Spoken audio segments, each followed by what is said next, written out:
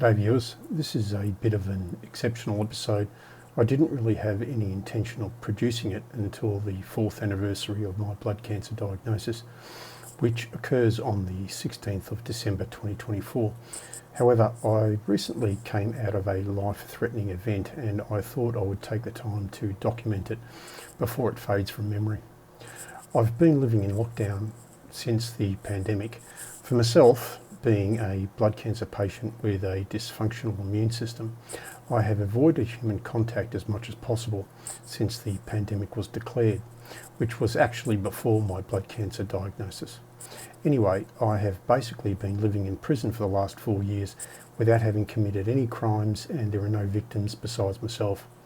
As you can imagine, this has induced substantial mental stress, so much so that I requested the approval of my haematologist for permission to go on a vacation before the commencement of my next line of chemotherapy treatment. She gave me her blessing to go. This meant that my line of chemotherapy treatment was postponed from the 8th of January 2024 to the 12th of February 2024. However, this is where things turned to custard. By the day my next line of treatment came, on the 12th of February 2024, I was experiencing a very painful throat issue. My haematologist examined me, confirmed that I needed antibiotics for my throat, and they were dispensed.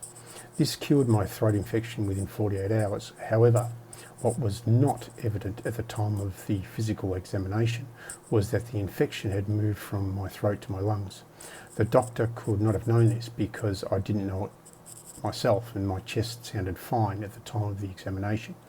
But by the 14th of February, that's 2 days after receiving chemotherapy, the infection hit my lungs very hard, and by the 17th of February, I could barely breathe and had to call an ambulance. I could feel myself drowning in my own phlegm, and I knew my life was in imminent danger. To cut a long story short, my blood was tested and the criminal exposed. The hospital administered target-specific antibiotics, and they worked beautifully. They informed me that it had developed into pneumonia, and they were able to identify the specific strain of the bug, thereby shooting it with the best antibiotic bullets. What I learned from this experience is that I face two key challenges in my life.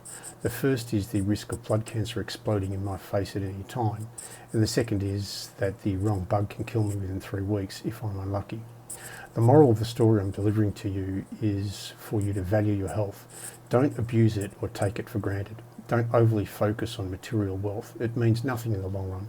Do what you need to do financially, but don't lose sight of your work-life balance. Enjoy your family if you have one. Centre your life around yourself and them, not accumulating wealth at the expense of yourself or them. Make sure that you give the greatest possible meaning to your life that you can, whilst you can. Anyway, that's it from me, and thanks for your time.